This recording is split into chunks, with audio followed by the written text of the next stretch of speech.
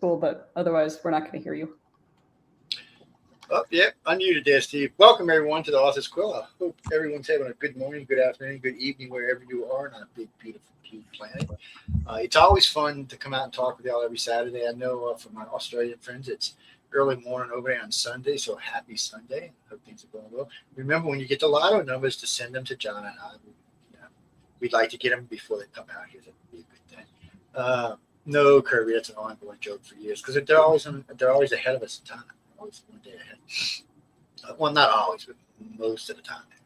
Anyway, welcome to the show, everybody. I see we have Melissa up there. There's Bill and there's Steve over there in the corner. Why is Steve muted? It does say you're muted. Somewhere around there's a little button that you got pushed down somewhere, Steve. It's just a mute. It's just simple mute, but I don't know where it is. Bottom of your screen, Steve. It's there you go. Hey. Okay. Sorry about that. Got carried away there on its goofiness. But anyway, welcome to the Author's Quill, everybody. I hope all of y'all are having a good day. John's a little worried because he might have to deal with some crazy one for the next 4 years. But other than that, the rest of us are probably okay. I'm going to turn your lights so we can see what this dark face, this monster face really looks like. Can I use this one? Let's see. Ah. Oh, nope, that ain't it. I'll have to get that. When I get up, when we get talking, I'll turn down the big one. Okay, good. Well, because we done switch cameras now. This thing's got the whole, you see, even, where's it at? That's somewhere back there, the picture's in. Or is it? Usually it's in it with a new camera. What the hell happened? No. I don't know what happened. Oh, okay. That's what happened. It might help if I actually we'll have to move this somewhere else out there. But enough about all of that. So we got all three, and then look at Bill. Bill's always getting in some kind of trouble. I'm telling you. Where you at right now, Bill? You at home or home this where? Is my office. No, but home where? What part of the world are you in? Atlanta. That's right. Atlanta, Georgia. Oh, I forgot you up there where my sister is. I forgot about that. Oh, man. So home of Dragon Con, which I'm at a lot. So you must be getting a ton of rain right now. Because it's been raining like down here for 2 weeks. Not this week, but we had 11 inches in 7 days not long ago, which caught us up. Our drought's over. Yeah. Don't worry, it's going to get worse. We're just getting started for the summertime rain. But I was literally, my yard's been under 3 or 4 inches of water for off and on for 2 weeks now. And we got the golf pushing in the backyard right now. So we got about 10 or 12 inches of golf water in the backyard. Well, it goes all the way to the front yard, actually. It's a little weird to live. And then we got a new face here that I just met as we were waiting to start the show, Melissa. So she's a science fiction and fantasy author. Yes, sir. So I guess I just learned a little bit about you because I learned about you from Bill introducing, I guess he connected you up originally with Steve because he's the one that introduced us to Steve. Mm-hmm. And then now because of this, now we're meeting you, which is great. So it's always nice when you have 4 crusty guys to have a lovely lady as part of the mixture. Makes a big difference. Yes, because it's a scary bunch right here, man. I am very sweet and innocent. Totally.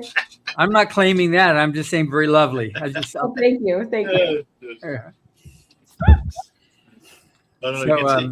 It gets a little strange. So, what got you into writing, Melissa? I mean, what was it that drug you in there? Oh my God!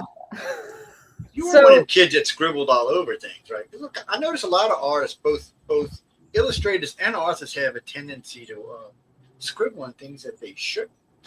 It's the best way I can say that. Well, honestly, okay, so I have always had like voices and characters and fun things going on in my head because I got bored in school easily, right? But it wasn't until I was active duty Air Force. I was placed on a medical hold when I was in the middle of pilot training. And I got stuck up at the front office of the group commander. And I had to look busy. all the time, even if I Sure. had nothing to do. Oh, I know that feeling. Yeah, I know. You have So to. don't tell the Air Force, but I started writing my first book, which, to be clear, will never see the light of day. While I was sitting up at the front office looking busy, and just kind of spiraled from there. Well, people don't read. One of my friends asked me about that one time.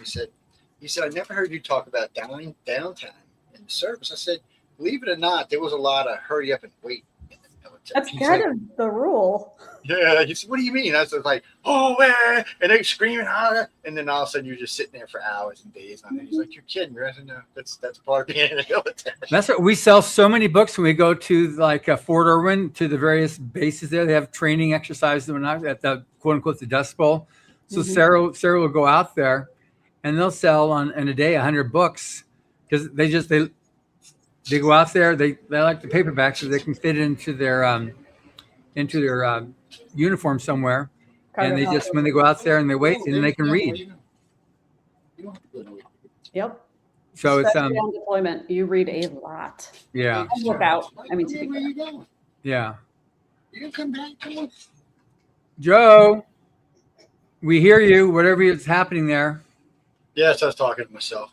Actually, I was talking to the dog. I was doing that so y'all could actually see So- my face. Melissa, how are you involved with Steve? This random person named Bill Fawcett called me up one day. I'd never heard of him before in my life. He's like, hey, you, do you want to write a book with this guy named S.M. Stirling? I don't know if you've heard of him. I'm like, there might have been shrieking. My kids might have wondered what was wrong with me. The dogs might have howled, So which of Steve Stirling's books were you familiar with? Oh, I was actually reading, I think it was an E-Arc at the time, but I was reading, was it Winds of Fate at the time? So I was reading his alt history series, and then Bill calls about a future continuation of the series. And I'm like, the one that's on my phone right now, the one I'm reading. Okay, sure. Well, Yeah, that's pretty sounds- cool. Sounds very, very cool, and not at all something I should be incredibly excited about. So when did the relationship start then? Which one? With Steve, Scary. that we're talking about. So actually, I didn't get a chance to meet Steve until last year's Dragon Con, right? Which was for me really cool because I'm very, very calm when I meet literary heroes. I didn't fangirl, I don't think, Steve. I was very professional and collected. Oh no, I can't hear Steve. Uh-oh, what's up? Steve, we don't hear you. That's what he's doing. He's like, he's frustrated. Are you sure your microphone's on? Connected. He's not muted anymore. Select mic. Hit the little up arrow.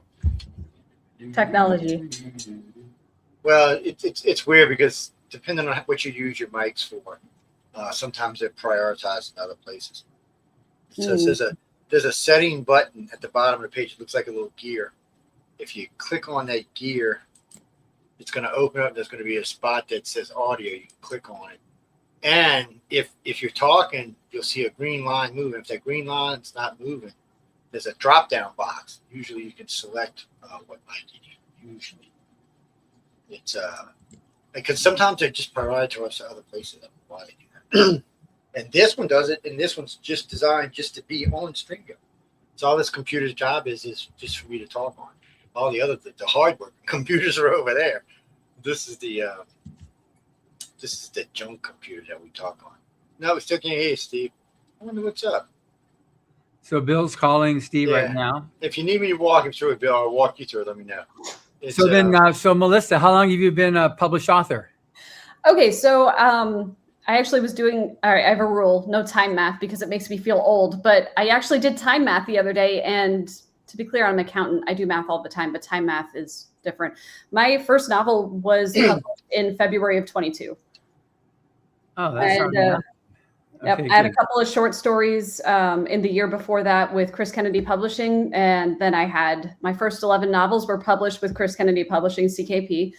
And my 12th, Rise from Ruin, was picked up by Bain. Okay, could you hear me now? Oh yeah, we got you. Sound great, baby. Woo! Okay, good. Sounding good, Steve. Sounding good. Yeah, Yay, well, what I technology. actually said was that, she dropped to her knees and beat her head on the floor in front of my feet when we met at Dragon Con last night. You weren't supposed to tell anybody that, Steve. Gosh. Rude. So are you going to be at Dragon Con this year, Melissa? Yes. She was very cool. Good. And then Steve, you're going to be at Dragon Con as well again? Oh, yeah. Oh, good. Go every year. Actually, in 2 weeks, Melissa was there, and Steve is the guest of honor at LibertyCon in Chattanooga, too. All three of us will be there. Oh, It's gonna be good. so much fun. You should come out. Joe would like it. There's a lot of shooting. Don't even start. It's Sense, Bill. In what sense of shooting? With large caliber, mostly. yeah, Range big day. ones. I was thinking that I haven't been out to the range in a couple of months. I've been In 2 weeks, I'm going to, with Emily, I'm going to get to don on my cowboy hat and my boots and going to the Western Riders of America annual conference, and looking forward to that. I love any opportunity to don my cowboy gear. Actually, I remember once I was on an exercise, and I was lying on my back with my FN clutched to my chest, and this regular came along and said, "Turn over, I can see your face, bang, bang." And then he laughed. So, oh, Lord, yeah. Wow. How rude. So Melissa, so you like writing alternate history, or are you more into like fantasy type stuff, or? So I am not a writer of alt history. All respect to the people that can write it.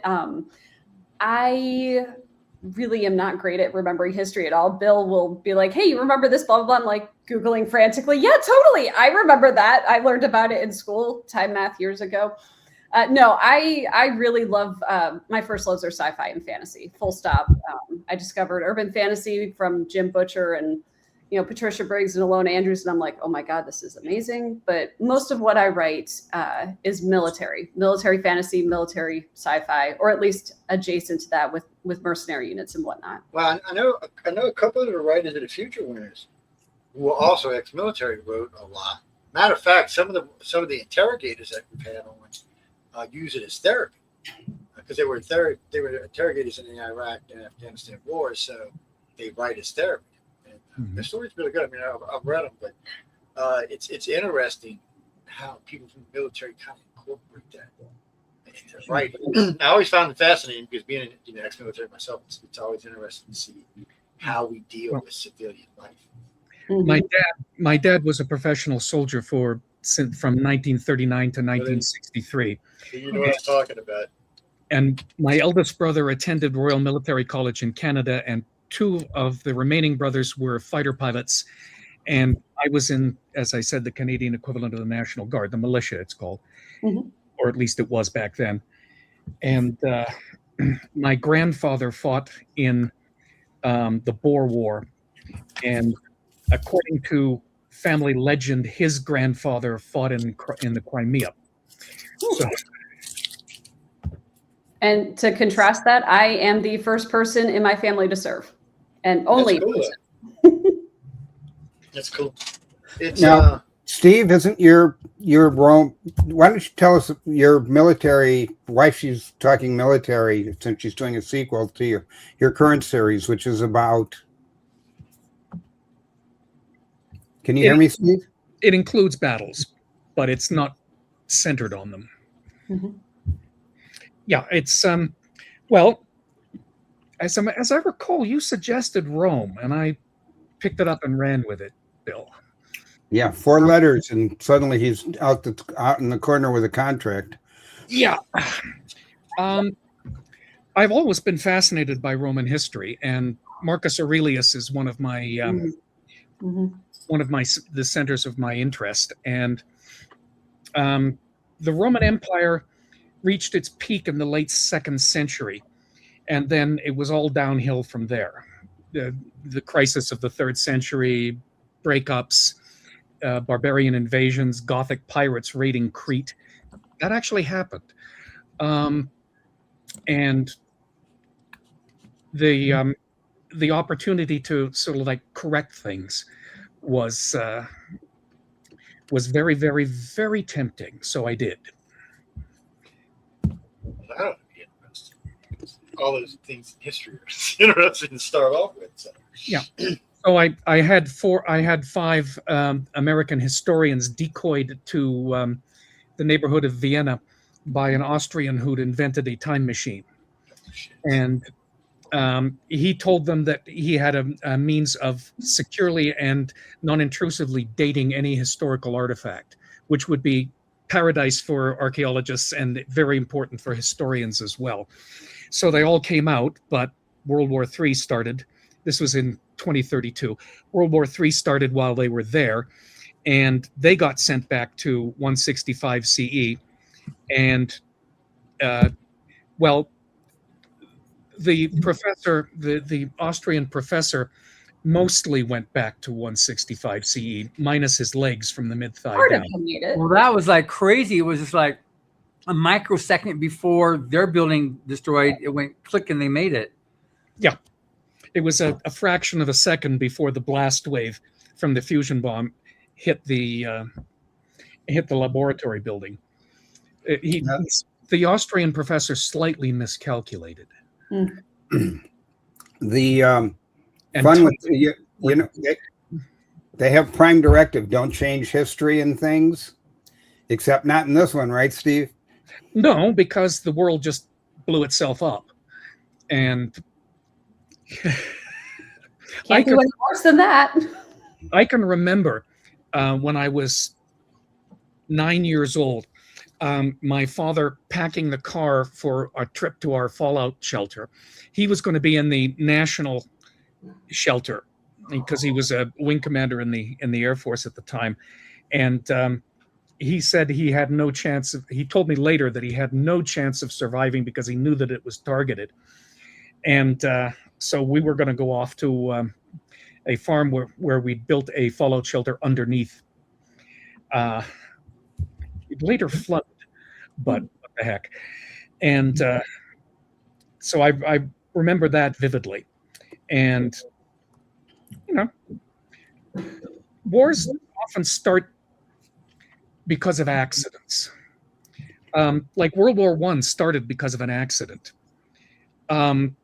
Franz Ferdinand was the heir to the throne of Austria-Hungary, and he was deeply convinced that anything that risked war with Russia would doom the Habsburg dynasty, so he was against it. And then he went to Sarajevo, and a bunch of Serb nitwits, all of them under the age of 18, because the Austrians didn't execute people under 18, were shanghaied to Sarajevo by the head of the Black Hand. His code name was Apis, but he was actually Dragovic, and he was the head of the Serbian military intelligence. And he sent them there, but I don't think he expected them to succeed, because one of them just decamped as soon as they got back to Bosnia-Herzegovina. And then they threw a bomb at his car, at Franz Ferdinand's car. He was there with his wife, Sophie, and it missed and landed in the car behind them in the parade, injuring several people. And then after lunch, Franz Ferdinand wanted to go to the hospital to check on the people who'd been injured. And his driver took a wrong turn, drove down to the river, found there was no bridge at that road, backed up and stalled the car just as Gavrila Princip was coming out of the place he'd mooched off to have lunch after the failure of the first attempt. And he was there, and so he pulled out his pistol and shot him and his wife. It was a series of low probability accidents bouncing off each other. So that's why I exist, because my mother's father was gassed at Passchendaele in 1917, and he met my grandmother, who was a VAD, Volunteer Auxiliary Detachment nurse, in a convalescent home. So they married, and their families didn't like it because they were 3 social grades apart, and in Britain in those days that was a big deal. So my grandmother told me that they got an atlas and looked for the place furthest from England. they could find, and that was Peru. So they moved to Peru in 1918, and that's where my mother and my aunt grew up. And Wow. my grandmother was gorgeous. I've seen pictures of her as a young woman, and she was just superb. And she was the most useless person I have ever met. The only productive thing she ever did was volunteer for the VAD nursing program, and she did that because Zeppelins bombed her in London, and she remembered looking up and catching the Zeppelins in the beams of the searchlights, and so she volunteered. And at the age of 11, my mother was given charge of the household in Peru, which means she mostly hung out in the kitchen with the cook. She was a very good cook too. I mean, my mother, Peruvian style, and that's how my mother's father and mother met. And my father's mother was the youngest of 13 on a dairy farm in northern Wiltshire in England, and she was the youngest of 13, so she had no prospects. They owned the farm, which was rare at the time, but the eldest son was going to inherit, and two of her sisters married local farmers, and the rest had to shift for themselves. So some relatives of theirs in Boston said they could get her a job. So she was on her way to Boston, but the ship ran into an iceberg in 1912 in the Gulf of St. Lawrence. It wasn't the Titanic. And everyone was rescued, and they were all taken to St. John's, and she was put up at a hotel, and she met the son of the guy who owned the hotel, and they fell for each other, and so she married there. And that's why I exist. So, a series of odd coincidences in history. Yeah. Well, Yeah. Fascinating. if you look at any big event in history, you find that it's the result of a lot of odd coincidences. For example, Prussia unified Germany in the 1860s and 1871 after they beat France. But the reason Prussia existed was because 100 years earlier, the Tsarina of Russia, who hated Frederick the Great, died at 52 of some unknown ailment. And her son was a besotted Frederick the Great fanboy. No, not her son, her nephew, the heir to the throne, was a besotted Frederick the Great fanboy. So he pulled Russia out of the war. Prussia was on its last legs at the time, and there was nothing Frederick could do about it, and it would have been destroyed, and they were going to restrict him to Mecklenburg and make him Duke of Mecklenburg and watch him carefully after that. So Germany was unified because the Tsarina of Russia died at 52 of some unknown ailment. Without that, Germany wouldn't have been unified, or maybe the Austrians would have done it, but that wouldn't have worked very well because nothing the Austrians did worked well. And if you look at any big event, you find the same things. For example, Columbus discovered America. Now, Columbus had mistranslated several volumes on the diameter of the Earth. The Greeks figured out the diameter of the Earth and that the Earth was round back in pre-Christian times. And Columbus mistranslated it. So he underestimated the diameter of the Earth by about a third. So he thought he could get to China by sailing west. Mm-hmm. And he discovered the Caribbean islands and thought they were off the coast of Japan to his right up until the day he died. And if the Americas hadn't been in the way, his crew would have died of thirst about a third of the way across the Pacific. But he managed to convince the Spanish monarchs that they should back him. So you find stuff like that all the time. So how do you what did they decide to do if the world was going to blow itself up? Well, they decided to let Rome unify the world. They figured that if the world was unified, it wouldn't have a nuclear war, which is logical. and they started to introduce stuff into Rome. They had a ton of goods that the Austrian professor had accumulated, books, working scale models of machinery, and that sort of thing. So, and lots of money. They ordered Roman coins from a place in Italy that makes them, and they had a lot of synthetic gemstones, which the Romans couldn't tell from the real thing. So they get discovered by a Jewish merchant who's, fortunately for them, ethical and resists the temptation to slit their throats and take all their stuff. And they introduce stuff, gunpowder, for example. Arthur Vandenberg, who is the leader of the party, he gets called Artorius in Rome. I love this character. Yeah, Artorius. It means bear, basically, and he is sort of bear-like. And he introduces stuff, starting with a wheelbarrow. You know, the Romans didn't have wheelbarrows. That was invented in China about a century later. And if you want to move heavy loads short distances, wheelbarrows are a great invention. But it's obvious, and it looks obvious to us, but it wasn't invented until the 4th century AD. So people didn't make inventions then because they didn't have the concept of developing things, making inventions, technological progress. They were vaguely aware that they made tools out of iron and their ancestors had made them out of bronze. But Romans were an intensely practical people. They'd copy anything and then they'd run with it. So they copy what the Americans introduce.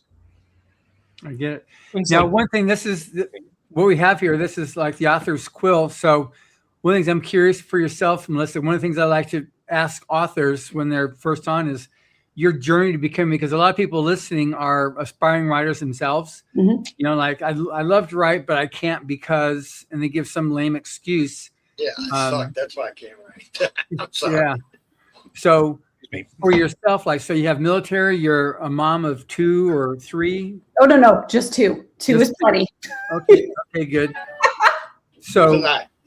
how did you get it to become yourself, you know, a writer, as well as having a career, becoming a mom, and just to be able to do that and to be able to create, you know, words in a story that makes sense, not just, you know, gobbledygook. So how'd you, like, what's your journey and how you did that? Well, first of all, the power of mocha or caffeine is wonderful when dealing with kids, a full-time job, a husband who occasionally expects me to pay attention to him, and writing. But really, more than anything, what got me started was what I lovingly call the power of friendship. It is not just for Saturday morning cartoons. You don't do anything on your own, whether we're talking writing or this life, right? Casey Moores is my oldest friend. We have been friends since I was a baby lieutenant stationed at Moody Air Force Base. And I was in this man's wedding as a bridesmaid. Like, that's how close we are. And then we, as what happens when life takes over, I didn't hear from him for like 3 or 4 years. Out of nowhere, he's like, "Hey, Melissa, I've got a short story that I'm going to submit for blah, blah, blah. Can you read it for me?" I'm like, "Yeah, sure." And then it progressed from there. Like, "Hey, have you heard of this NaNoWriMo thing?" I'm like, "Nano what? No, what? You write 50,000 words or a novel in the month of November." That was a thing. I'm like, "Sounds like fun." And then he was like, "Hey, so Chris Kennedy Publishing has this open call for an anthology. It's urban fantasy. You want to submit a story?" I'm like, "I'll give it a try. When's it due?" 2 weeks. My story was accepted, though. So really, that's how I got my start. I got my start because of the power of friendship, because of somebody encouraging me to write. Because I was already doing that, right? I was already creating stories, whether it was in my head or on the laptop, and getting out there and making friends who also want to write is super helpful. Having that support network and having people that are in your corner that encourage you. But really, at the end of the day, if you don't want to do this, you're not going to. Like, you can say, "Oh, I'm going to do it. I'm going to do it." if you don't want it, you're never going to do it. So decide what you want out of writing. If it's just going to be a fun hobby, freaking awesome. Do that. If you want this to be a career, okay, cool. Figure out how to manage that work-life balance, because I gave up a lot of free time because I at this point I have 2 full-time jobs and kids and a puppy. I would just sell the kids to the Arabs and retire. So. Yeah. I said I would just sell the kids to the Arabs and retire. Joe, she doesn't know you yet. Give her a chance to meet you. Give it like a couple shows. It's a quick, bam, bam, you're good, you're comfortable, $2 million in the bank, know what kids are being. Yeah, I'm just saying. Joe, I thought about it. You're setting a bad example. I'm just saying, I'd give them mine. I'd go ahead. Most writers don't make a living at it. No, That's true. Writers don't make a living at it. I've been full-time since '88, but I lucked out. I think it has something more to do with talent and skill than luck. But anyway, I'll let you. Oh no. We'll all agree. I'm a firm believer that person makes their own luck. You make your luck by being Need luck. And Okay, I'm getting out my soapbox. Luck, 100% plays a part. Luck, timing, hard work, talent. I met Bill because of essentially luck. So LibertyCon has a thing where like newbies can get a 15-minute mentoring session with Bill Fawcett. And I'm like, that sounds amazing. Yes, I will sign up for that. And we talked for our 15 minutes, and then the next appointment, they didn't show up. So I got to talk to Bill for 30 minutes, and we talked about military stuff, and it was fantastic. And then he was like, hey, so I'm writing this Blood and Armor series with CKP, with Casey Moores. And I'm like, yes, I've read them already because I'm a reader for Casey. We read each other's stuff. Casey'd already recommended her. Yep. And then within 30 minutes, like I walk out a door and there's Bill and Chris Kennedy going, yes, we want you to write the next book in the Blood and Armor series with Casey. Again, y'all, luck, timing, skill, hard work, like all of it plays a factor. Yeah. And all right, I'm off my soapbox. There are certain things that all writers have, and one of them is long, carefully scripted, colorful daydreams. That's necessary but not sufficient. But I was surprised to find out that a lot of people don't have long, colorful, scripted daydreams. They don't? No, they don't. That's weird. At least half of people don't. No, we would think y'all were weird, actually. In my case, I think it's an opportunity. The advice I give a new writer is don't pass up any opportunity to write. I wasn't writing books. I wasn't writing short stories. I was writing little things for Dragon magazine and D&D when it was first starting. And as it grew, my writing grew longer, and I was writing whole articles and things. And a publisher in New York, Ace, saw that and said, hey, we need someone to do these books. And because I had been doing all these game-related things, and there were only so many, it actually gave me a chance to write and learn how to write on their dime, which was a wonderful event. And I wrote several Chosen Path and other books for Ace after that. I think the other reason they gave it to me is dating an editor, and they wanted me to work instead of going out with her all the time because it was interfering with her work. But that was different since I didn't marry her. It's a case of if you have an opportunity to write, take it, whether it's for Concrete Magazine, for Dungeons and Dragons, or whatever, and you can grow from it. That makes sense. Yeah, you learn to write by writing. Exactly. It's like any other muscle. You have to use it and you have to work on it, or it's never going to develop. Yeah. Like in high school, when I was 16, there was a class with 4 guys and the teacher, and he said, you're going to write a novel this year. And I did. And it was terrible. God, it was awful. Burroughs pastiche, crossed with Lay Brackett. And I wasn't up to either of their standards, but I learned a lot doing it. And you learn by writing. My first actual published novel, I carefully restricted myself to 2 viewpoint characters and a week's duration. And that was a good idea at the time. But then I, excuse me, then I gradually got more ambitious.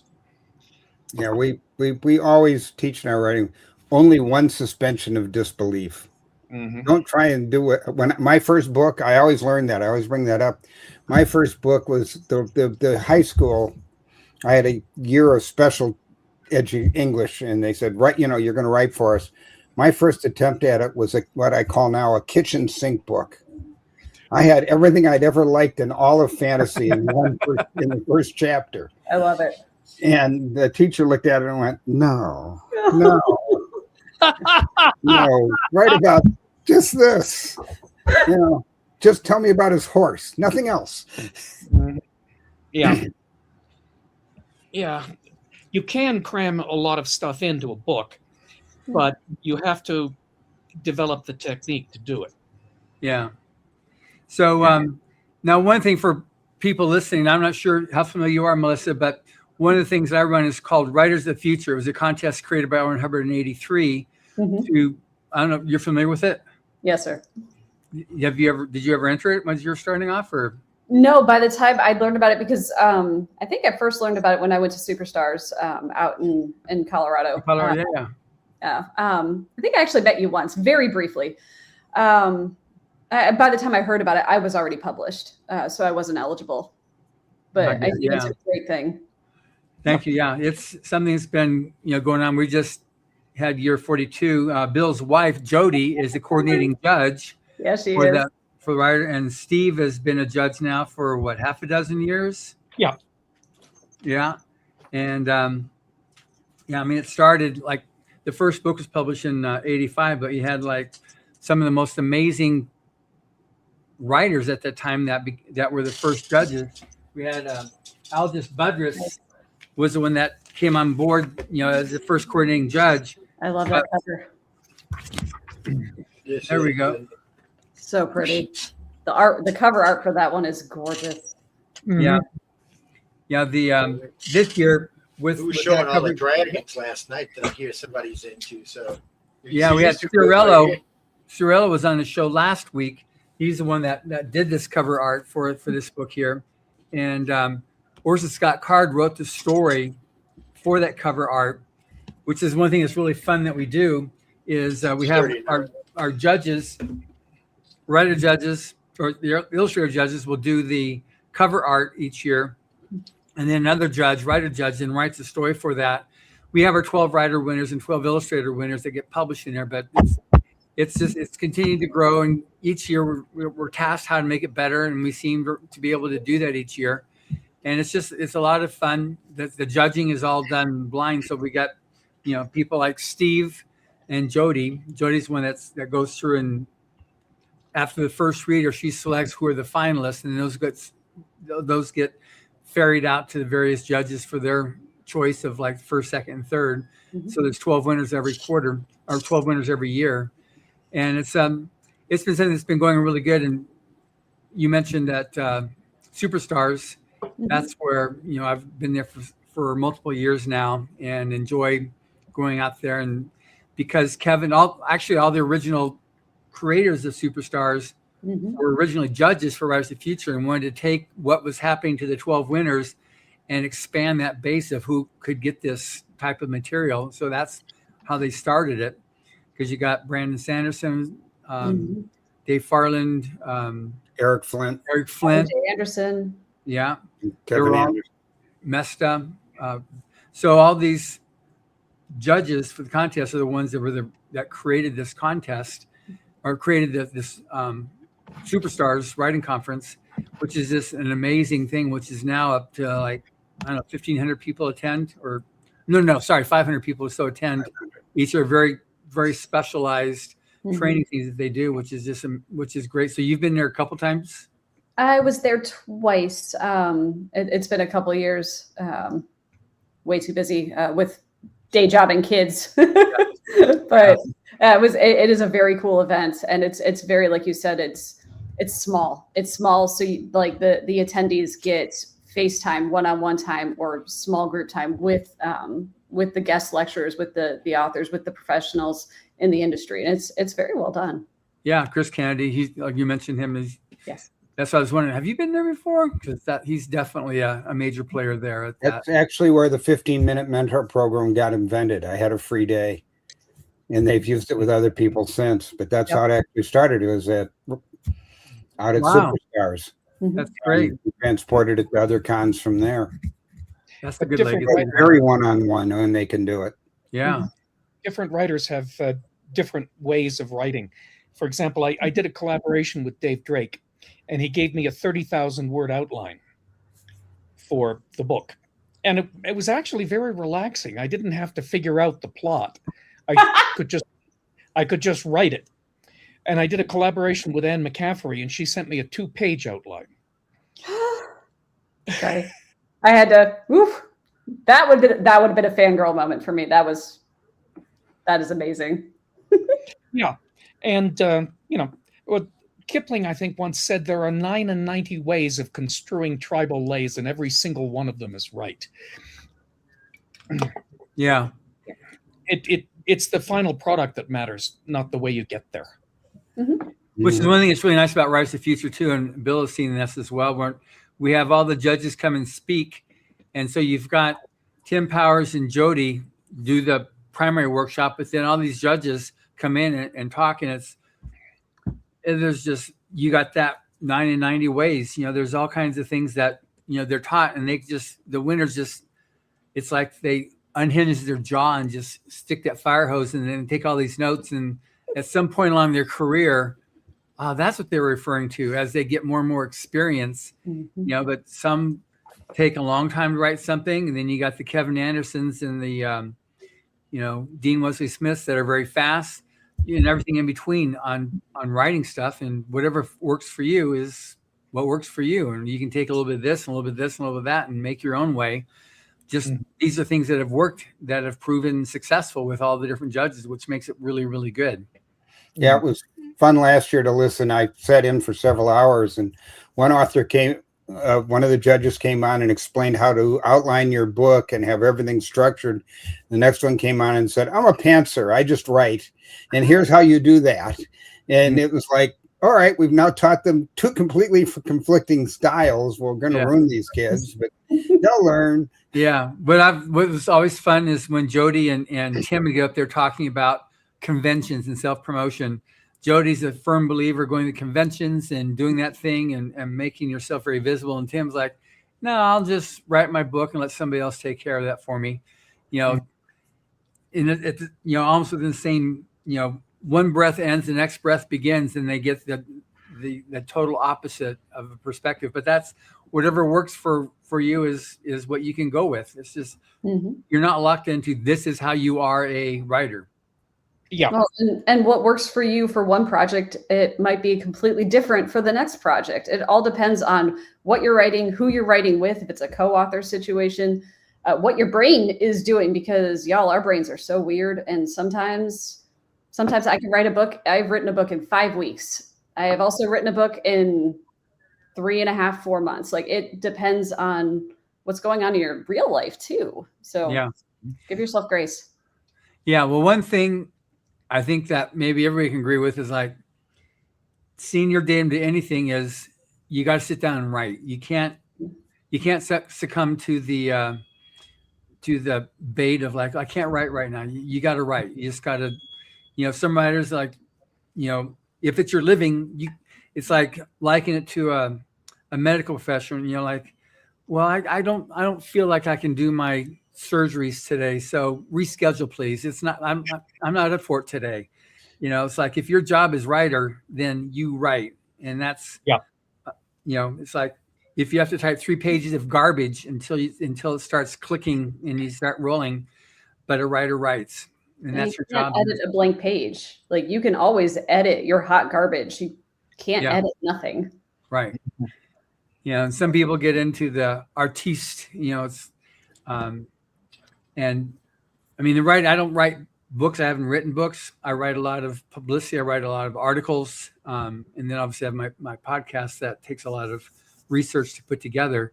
But to do anything, you got to start. And sometimes it's like, And I just write a bunch of stuff, and then, okay, good. I start writing. Let's delete that and start again. Well, listen, what is your process? I mean, I know a lot of authors, and I mean, like Nick, he's a 9 to 5 writer. He gets up every morning, gets his coffee, goes in his office, shuts his door, tells the kids go do whatever, and goes to write and comes out lunch, gets lunch, goes back, writes till 5. He's got 168 books now, and yeah, well, anywhere from 200 to 500 pages of books. So it depends on the book, and it's just all kind of topics. But still, that's how he does it. And I got another friend of mine who's actually makes quite a lot of money. I said, "How do you raise?" I don't know, Jay. He said, "The other morning I woke up 3 o'clock in the morning, I had to go to the bathroom. I said, oh, you know what? I went and got a computer and wrote about 5,000 words." I was like, "What?" He said, "Then I went to bed." I was I hate people like that. But anyhow, I'm like, "What the hell?" He said, "Yeah." And then I got it. And I'm talking to my wife, and she's reading. He said, "I went and wrote another 5,000 words." I'm like, "That's fight me, dude. It's not like I got to say to that." I usually start slow and then pick up speed towards the end. Yes, yeah, everybody has momentum. When an author tells me they're 3/4 through a book, I know 2 things are going to happen as an editor, which I primarily am. One, they're going to lose faith in the book and think it's the worst thing they've ever done. It's called 3/4 book syndrome. And the second thing is they're going to be going faster and faster and faster, and the last quarter of the book's going to take 1/10 of the time as the first quarter. Momentum. Just the way it is. Yeah. Just getting started. Dr. Asimov was talking about getting started one time. I think it was Lunacon in Newark. And his point was, of course, just start, as John was saying. And he said, someone asked him, Dr. Asimov, you've 400 and some books at this point. How do you get started on a book? And he says, it used to be a sheet of paper. Now it's a screen. And I stare at it until I'm going to write. And I've heard him tell it twice. Once he said, until a drop of blood falls on a key, and then I hit that key and I'm started and I just keep writing. The other one was sweat. It was depending how dramatic he was feeling. But his point was just hit the first key and get going. Yeah. If you want to be a writer, write. Mm-hmm. Yeah. Oh, I've come to terms with the fact that the first part of my book, the first chapter, the first couple pages, trash. It's always going to be rewritten. I know that I am terrible at starting a book, but I know I can edit it. I know I can fix it and just get going. And I'm so busy with day job, 'cause I have a full-time job and kids and all the things. I write whenever I can. I will be on my phone tapping like a draft email to myself in the middle of a conversation with my husband. And he has come to terms with this. He's like, book thoughts, got it. Yeah, we have one of our winners from a couple of years ago that in UK, he had quite a commute getting into London from wherever he was, and he'd be writing on his phone. And he said he knew there was a problem if whoever was reading over his shoulders stopped reading. He said, okay, there's something wrong because they stopped reading what I was writing. So he'd have to go back and edit that. But it was, he just, wherever he could write, he was writing on his phone, whatever. It's like a writer writes. Mm-hmm. And you write what they'll ask you or pay you to do, right, Steve? Yeah. I mean, I got hundreds and hundreds and hundreds of ideas for books. Mm-hmm. So I write what they're willing to buy. And it's not a strain because I like all my ideas. Yeah. Now you're traditional, Steve, and then it sounds like, Melissa, you're fully traditional as well? I am hybrid. So CKP is considered a small press, and then Bain is trad published. So both. Mm-hmm. Yeah, because that's one thing too that we go over with the winners at the workshop is like you can do we don't use it so much indie, call it self-publishing because you need, you have a whole team there when you do your stuff. So it's called author publish, not self, because you've got to have the different people that work with you. So you can do that going through KDP or through Ingram Spark or whatever program you use there, or go through Indie or through traditional. And we have judges from all 3 levels telling you how to do it.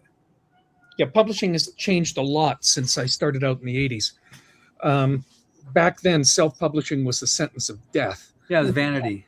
It was vanity press. But now there are lots of small presses, and you can put stuff out by yourself, and sometimes it works.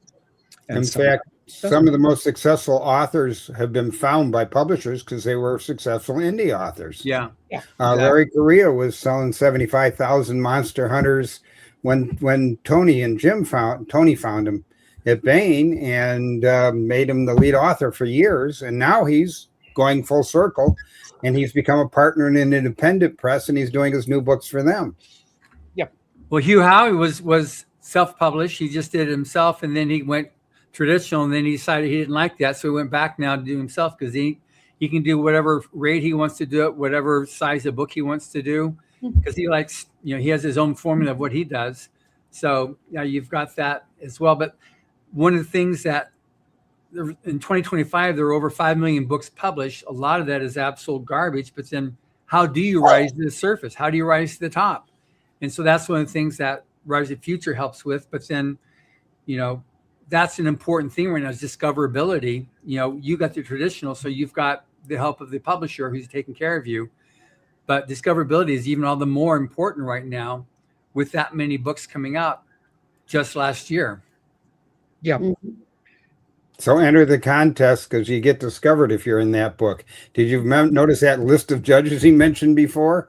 There's a lot more that you'd recognize too. Yeah, just Eddie and everybody else. Yeah, so we've got Kevin Anderson, Scott Card. I'm just reading some of the names. Brian Herbert, Frank Herbert's son, who Frank was also one of the first judges. Nina Hoffman, Hugh Howey, Nancy Kress, Catherine Kurtz, Mark Leslie, Todd McCaffrey, who's the daughter of Anne McCaffrey, who was one of the first judges.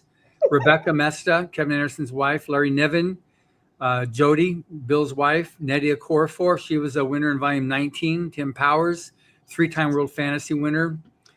Chris Rush, Brandon Sanderson, Rob Sawyer, Bob Silverberg, Dean Wesley Smith, Steve Stirling, who we got right here, and Sean Williams from Australia. Those are just the writer judges. And the winners of the scary list, including Brandon and Eric and a whole bunch of others. Yeah.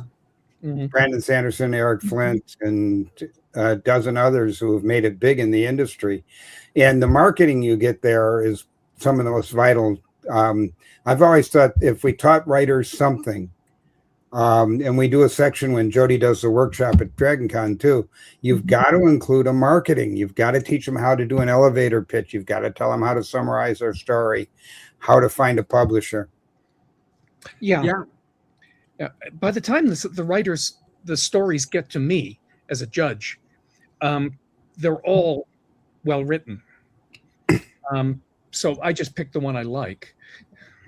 Which is correct, but the one thing that people at this point now, after over 4 decades, is that editors, other publishers know that when someone wins Rise of the Future, it is strictly merit alone that has done that, because I have no say at all. I don't know who it is until after the judges say, it was number 564 and 327 and 956 were the winners this quarter. Then we find out what names are associated with that.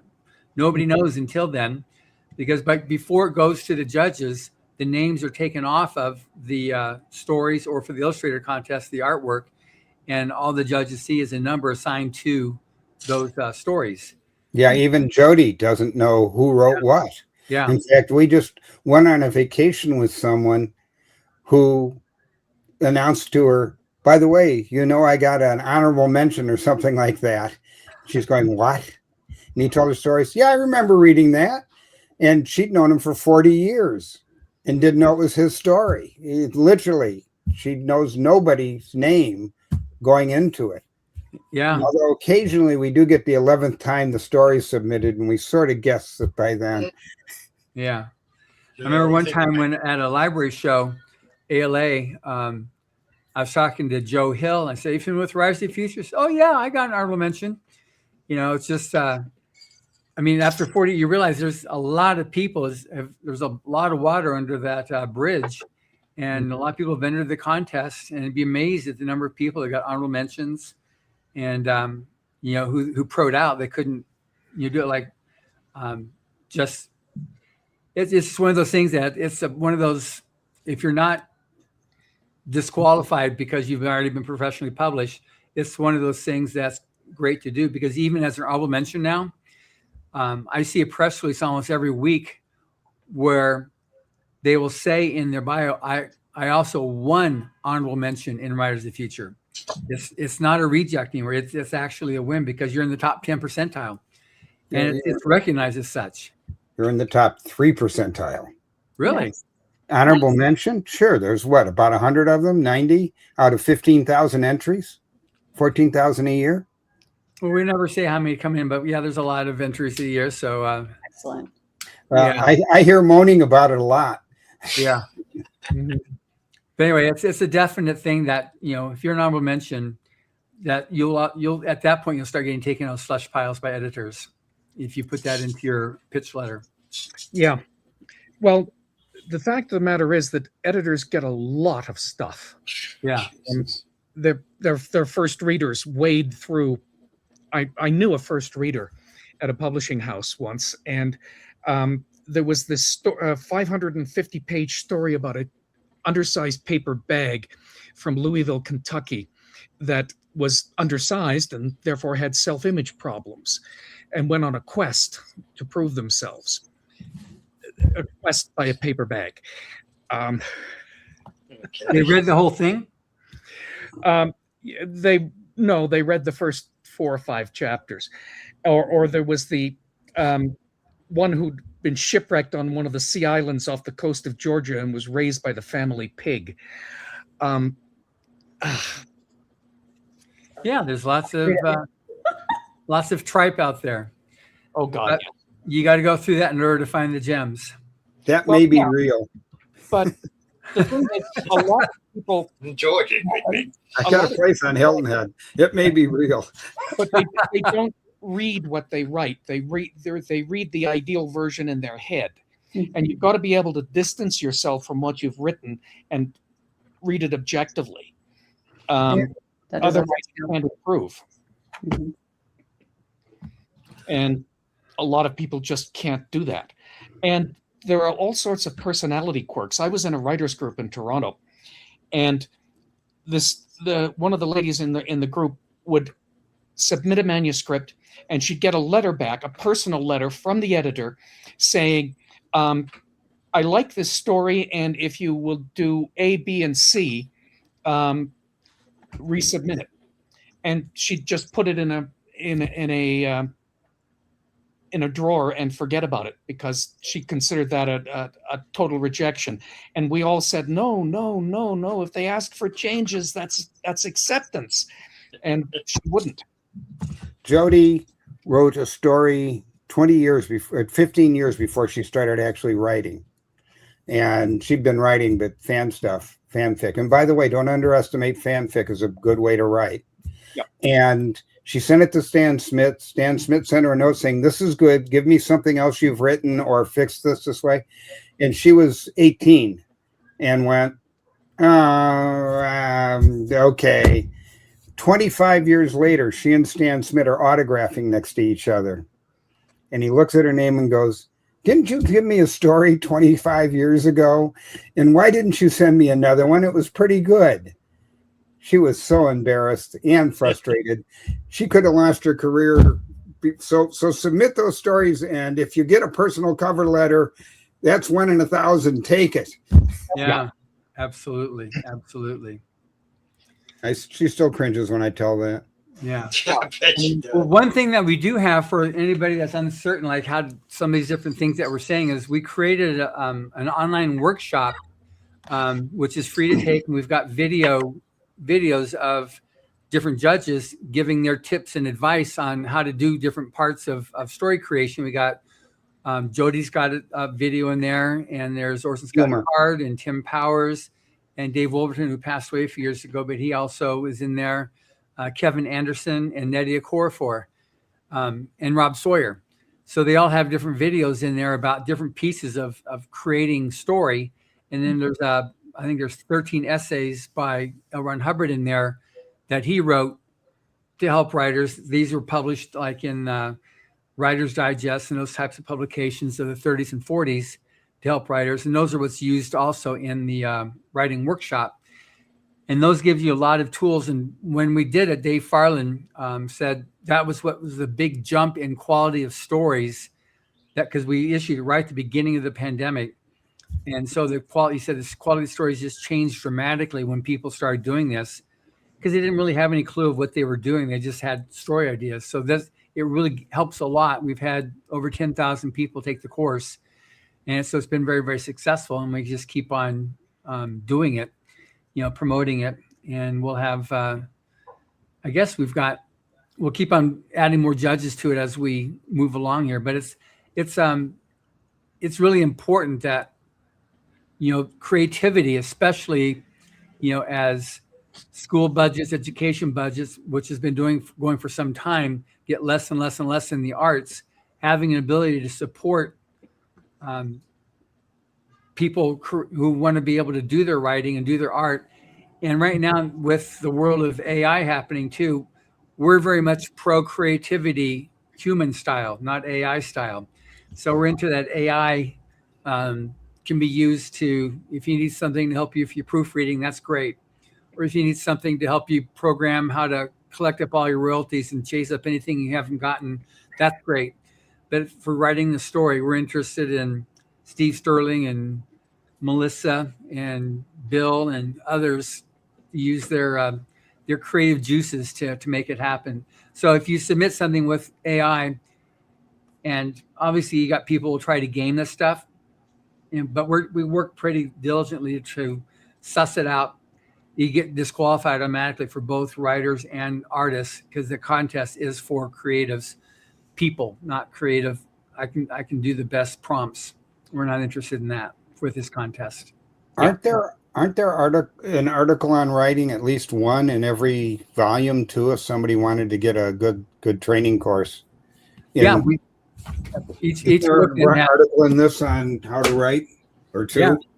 Yeah. So in the current one, there's an article by Larry Niven on collaboration, and then there's one by Hubbard on artistic presentation, and there's also another one for the illustrator by Brian Hales called The Creator's Journey. So we have a couple, 2 or 3 how-to articles every year in a volume, which also gives you personal tips. And then obviously there's the Writers of the Future podcast, where I've interviewed. Steve's been on it before a couple times. Bill's, you've been on it a couple times. I just uploaded episode, I think 383 last night. So it goes, that in itself goes really well too, and provides lots of inspiration and tips, which is the original purpose of the Rise of the Future contest, as per that original essay that was written by Hubbard and published in volume 1 back there. And the first book came out in 85. So we're 3/4 through year 43. It's amazing. Yeah. Okay. You mentioned collaborations, and I wanted to ask each of them, how do you guys pick your collaborators? I mean, besides the ones I brought Steve on this, or how do you pick if you're going to collaborate? Melissa, to start, could I ask that? Mm-hmm. So a lot of times, authors, we love to talk about those ideas bouncing around in our head. And sometimes one of our friends is like, oh my God, that sounds amazing. What if this? What if that? And then you get that natural progression of, oh my God, we have a really good idea. And it's better than the original one of us had. It's freaking amazing. Let's write this. And that is how, that's how Bronze Legion, the Bane series I'm writing with Jason Cordova started. He had an idea and it wasn't working. So he came to me and he's like, hey, can I talk through this with you? And I'm like, well, what about this, this, and this? And then he's like, yeah, no, that'll work. By the way, you're going to write this with me. And I'm like, cool. Okay. Twist my arm. So sometimes it's natural like that, where you're just BSing and you come up with something really cool and you get excited about it and you're like, yes, let's do this. And sometimes it's, hey, you want to co-write this really awesome space romance story with one of your literary heroes. And you go, yeah, I could totally do that. No problem. You can blush now, Steve. No, I don't blush. I do. Well, yeah, but you're a redhead. This is true. Yeah. Actually, one of my brothers was a redhead, freckled even. Oh, I've got plenty of freckles. He had to wear a T-shirt when we were living in Kenya, when he went into the ocean in Mombasa on the equator. Nice. Yeah. Collaborations are very variable. I mentioned that Dave Drake did like really detailed outlines, and he did those for himself too. And he would use historical episodes like the life of Belisarius as the basis for a series. And McCaffrey just made stuff up on the fly. Um, Love it. No. I did some collaborations with Jerry Parnell once, and he phoned me up at 3:00 in the morning once to complain about something I'd done, and I calmed him down. But you know, it's every collaboration is unique. Yes. John, haven't we had a number of collaborations come out of the meetings of the various winners? Yeah, that's one thing that's really good, that because we've had so many judges talking about collaboration and how to do it and how to be effective with it, because we had Larry's done a couple articles, Sean Williams did an article about how to collaborate, and just talking at the workshop, this is something you can do. We've had several of our winners collaborate. That's one thing that's really nice about Writers of the Future, is that they make lifelong friends with, they've come from different parts of the world, because we've had winners from 52 countries now. So you've got these guys coming together, and they've never been in an environment with a lot of other writers. They've been by themselves in a room typing away, but not actually face to face with somebody. So now they're there with 12 other people or 11 other people, and they're just totally like, wow. And then they meet their illustrator who illustrated their work. And so some of them have, an artist now to do their next subsequent covers. And so it really builds up very nicely now that there's the internet, because in the first 20 years of the contest, you didn't have the internet. So that was the phones or letters. But now you've got people that can email, and they create their own mini forums that they just stay in communication and post on that. It's just, it creates lifelong relationships, which is really good too to have. And particularly with Writers of the Future, it's like, we like PG-13. Sometimes it encroaches on PG-17, but we like to have that so it's appropriate for middle school on up. And people find out you can actually have great writing without having a bunch of sordid stuff, which is really nice. And it kind of like fits my own personal taste, I must admit. Yeah, limitations can be liberating. Yeah. It's responsibility to the audience. Mm-hmm. Yeah. As an editor, we always have to look at that. Even if literarily something might make sense, if it's wrong for the reader, it's wrong for the book, unfortunately. Yeah. Or at least that book. Put it in a different book, aimed at a different market. Yeah, it could be a different market. But one thing that we tell people to do is, Rise of the Future is a market. And so you need to read the books to know what it is that we're looking for. And also, the people that are publishing there, up until this publication, were considered amateur. And now that they're publishing this is their first professional. So now they can be ranked as a professional. And that becomes kind of like the benchmark for how good you have to be to win the contest. So we always tell people, read the books, get the book and read it. You can see what the stories are like. You can see what the art is like to know how good you have to be. It doesn't mean you don't submit, but that's what you have to get up to. And some of these people entered, like the person that just posted, Julie Frost right now, who was the winner in volume 32. She entered 29 times before winning. So but you got to start somewhere and you keep on doing it. Mm-hmm. Kevin Anderson entered 17 times, and then he disqualified himself by proing out. Rob Sawyer entered several times before he disqualified himself by proing out.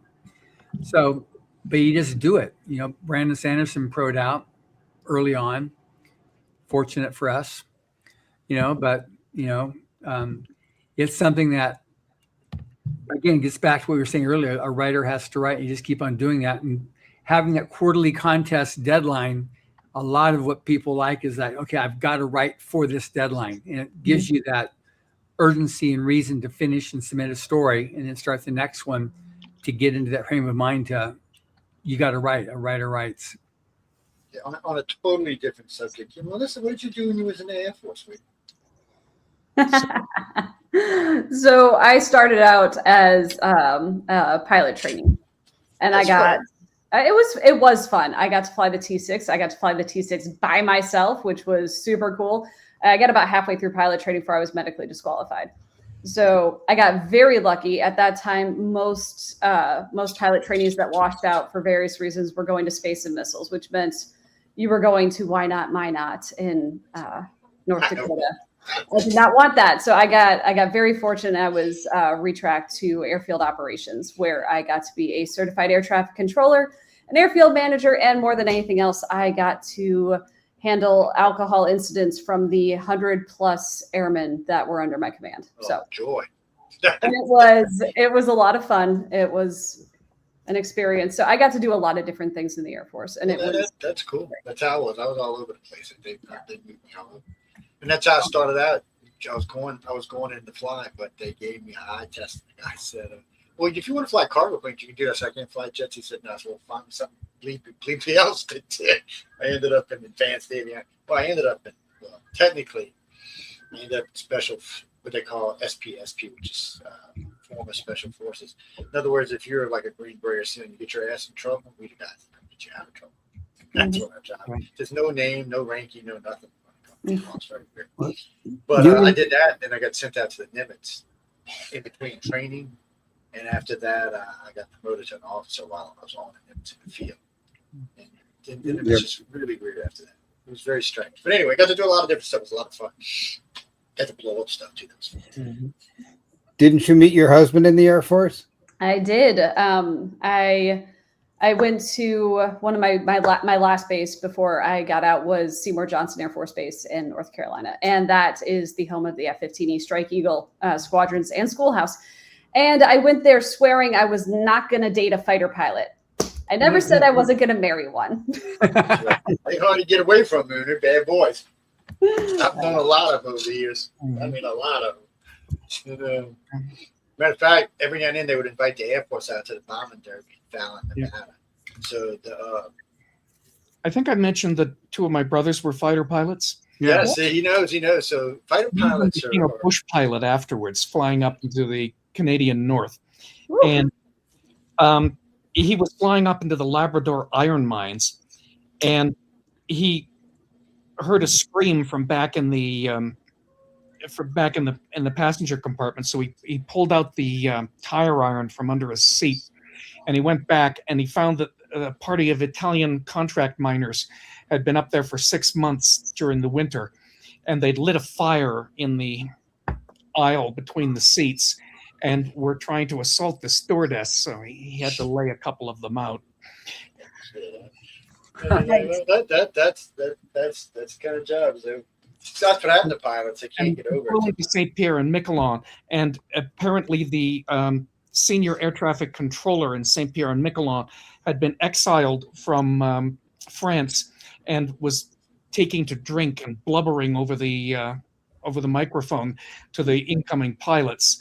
So you had to fly along, and then there was this convection center where the fog cleared, and then you went down into that and then flew along the cliff and landed. And the senior air traffic controller would be blubbering to you all the time about how he'd been exiled from France. That is some cartoon BS. I love it. Also really, really dangerous. Yeah. Well, that's where he met my sister-in-law. She was a stewardess on the plane flying up to Labrador. Putting out fires. Apparently. And belting people with tire irons. I mean, girl's best friend is a tire iron. I'm just saying. When I was going through my psych evaluation for the Navy, the guy was telling me, he said, Joe, they expect pilots to be X amount of crazy. You know that? Yeah. I said, yeah. I said, all the ones I know are legit crazy. All The Navy pilots are worse. Well, that's not true. The carrier pilots are worse because not everybody flies in a carrier. Yeah, one of the benefits of being a professional soldier's son was that you got lots of travel because we were shifted to new postings every couple of years. I was born in France because my dad was at a small Canadian air base there. And he told me once that he was down in Morocco looking for places for NATO air bases. This was in the early 50s. And they came back to their Jeep and their driver had his throat slit. He was lying there dead. I never know what Steve's going to say next. This is amazing. Yeah. But things like that happened all the time. And then he went into foreign aid when he got out of the Air Force. And, well, let's put it this way. The second year we were in Kenya, I heard that there'd been a fight in the gardener's quarters of the place next door. So I went over, and both the guys they drunk Nubian gin, which was by rumor distilled through old car radiators. And the bodies were outside under very red sheets. They'd hacked each other to death with pangas. And I went into the room where it had happened, and there were pools of blood on the floor and splashes of blood on the walls, and something fell on my head, and I looked up and I got a dollop of blood in my eyes, nose, and mouth. That's how you become a zombie. Don't do that. That's how a kid grows up in Steve's world. Yeah, but it teaches you to that there is more to life than being a middle-class North American. How's that reflected in your writing today, Steve? Well, there's a certain amount of like graphic stuff in my writing, and it's mostly based on actual experience. Like I walked past dead and dying famine victims when I was 10 years old. You could tell the difference between the dead and the dying because the dying's eyes tracked you inside these big circles of blue-black flies. So. Why, hello, Melissa. Hi. I just wanted to see the dragon back there, people. I was just looking at the dragon. Breaking up. Melissa, how your sequel was Steve? Come on. See, look at Bill. Bill's cute too. Look, see, look at Bill. Bill's cute. Look at this guy, man. I mean, come on. It's lucky I got the auto thing turned off. It usually just jumps on whoever it wants to. No, I was actually looking at your dragon. Is what I was looking at. Oh, okay. On the cover, because we got a lot of dragon people that I've met over the years with Writers of the Future. I mean, there was 4 dragon stories in book 42, and he looks cool. Oh, yeah, So the cover artist for this was Pierluigi Abbondanza. He trained under Dan Dos Santos, and he is Dan the man. Yeah. Phenomenal. I love Dan. Dan is great. One of our judges for Illustrators of the Future. Dan is award-winning. Is that an award-winning cover or just nominated? That one was nominated. Mm-hmm. How does your background reflected in your books? That one's in the air. You're doing Roman space. What's the title of that book going to be? Rome to the Stars is affectionately called Space Romans because at first I didn't know the title. So I'm like, Romans in space, Space Romans. It's great. I actually have it saved in a folder labeled Space Romans. But I have used different aspects of my military experience in everything I've written. Rise from Ruin, my Griffin Corps series, it was 100% about flying and losing that opportunity, right? So I know what it's like to fly. I know what it's like to lose that chance. And that's what Harper Tavros, the main character, went through there. With Space Romans, that was really, really cool because I was Air Force. I don't know Navy. I don't know. And a lot of times when you are talking about mil sci-fi in space, it's based off of Navy. Yeah. So I got to do a lot of research and talk with people that I know that served on the bridge of a Navy ship and kind of just extrapolate that and figure out like, how would the Romans use that?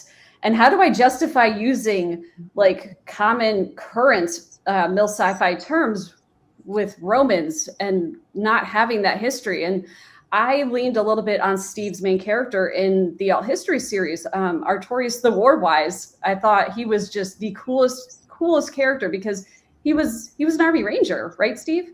That Yeah. was what he was before he became a professor. Mhm. And I'm like, well, he knows a lot of stuff for modern history, modern military. And in the second book that Steve wrote, he was helping out with the Roman Navy, the fledgling Roman Navy. And I'm like, I got it. He wrote the book. He literally wrote the book on modern Roman Navy tactics. And that's how I was able to bring that forward into something that is technically an alt history mil sci-fi setting. So it was a lot of fun getting to lean into that. Yeah. And Romans adopted everything that was useful to them. Yes. And if you show them an organization that works, they go, cool, let's do it. Yep. And it was a lot of fun getting to so the setting with the Mill Sci-Fi series, the Future series, is that like it's my favorite trope, you guys. When Bill told me about it, I legit squealed like a little girl. It is that humans are out there. Like humans were taken from Earth by an alien species and scattered everywhere. And there's a fallen empire and there's scattered tech like freaking treasure. And I'm like, the Romans would have gone nuts for that. Like, oh, cool. There's this neat little thing over here that we can use and we can develop. Yoink, that's ours now. So getting to play with that was, I'm still cackling over it. It was so much fun. It's fun to watch writers. At the last Writers of the Future ceremony and training session, we had a doctor and an architect, and it was amazing the things that they could talk about. They weren't young. I mean, some of the winners were in their 50s and 60s. Yeah. But that doctor, I was reluctant to give him writing advice because he's a successful surgeon, for Pete's sake. But he wants to retire from it and become a full-time writer now. He has got What so evil many you have fans. done. He's doing so well. He ended up with about 5,000 names, and he has people coming into his office because he bought his first 20 books and he bought another 20 books. People would come to his office. He'd send out a text saying, okay, I want to be at this bookstore. I just got published. It just released. They come to his office to buy a book and have him sign it there in his office. You know, he's having so much fun but what's really cool, he's got already an email list of 5,000 people that are interested in him as a writer and following him along as he continues his career, which he's off to a really good start now because he has that base of. He's got that tool that he could sell them, yeah. Exactly. With him in it. That's awesome. Is that something you did? So when you got started, what about you on social media or your public appearance? How have you dealt with that? Okay. I would like to point out the word you used a few seconds ago, fun. And I wholeheartedly believe that there's so much that goes into this, y'all. Like there is the writing, which 100% fun. We'll never farm out. That is the joy, right? But then there's the marketing and there's the social media and there's the conventions. Find a way to have fun with every single one of those steps because it's a lot and it's time consuming. And if you don't find what works for you that brings you some kind of joy, then it's going to be not fun. And then your writing will reflect that. So I am ridiculous on the internet dang near every day. I have fun doing reels on Instagram and God help me, I'm now on TikTok, but Facebook, X, I basically just post the same thing everywhere. He's overcome her shyness. Oh, yes. Evidently. Very, very. She hardly looks the demure girl look. The Air Force taught me how to fake being an extrovert a long time ago. I do need to recharge like an introvert does, but like Dragon Con, I love it. It's amazing. I have a blast. I had a blast as a fan. I have a blast as an attending pro. I'm brain dead for about a week afterwards, like full stop. But you got to find a way to have fun with all of this. Yeah. So, and one of the ways I got started, you guys, shared universes are, I don't know how relatively new they are, but CKP was really big on those. They had the Four Horsemen universe, they had the Salvage Title universe, and that comes with a built-in audience. So you have 1982. The first three shared universes were Heroes in Hell, Thieves World, and The Fleet. Thank you. They all came out from Ace Urbane, and that started in 84. And the That's great how old thing they are. is built-in audience. Yeah, that's when I published my first novel. I wrote it in law school, so it's full of hatred and violence. My mother wanted me to go to law school as a fallback, but oh God. The guy I articled with, that's an apprenticeship thing you do in Canada. He had 4 disbarment proceedings against him simultaneously. Yeah. He once got a guy off who assaulted a retarded cleaning lady in front of 4 nuns. Because he discovered an 1832 law stating that you had to be witnesses had to be directly observing what they testified on, and looking through a window wasn't directly observing. So they called the provincial legislature into special session and repealed that statute that he found from 1832. That's good. But that's anyway. Well, this isn't a discussion about the ethics of Lawyering, yeah. lawyering. Yes. But anyway, so this is a great book. Wow. What's this? Rise of the Future, Volume 42. Wow. Can I buy it? I think this one's free, people. You better snatch it. Look, I put it on all my social media pages yesterday, all but 2 of them. So Yeah. better So go find it. this is a story that's in Rise of the Future, Volume 42. And so you go ahead and the link's in. So where does this link, Joe? It's on. I just posted it to all of our live broadcast media right here, but it's also on all the social media pages, Facebook, and Twitter, and a whole bunch of them.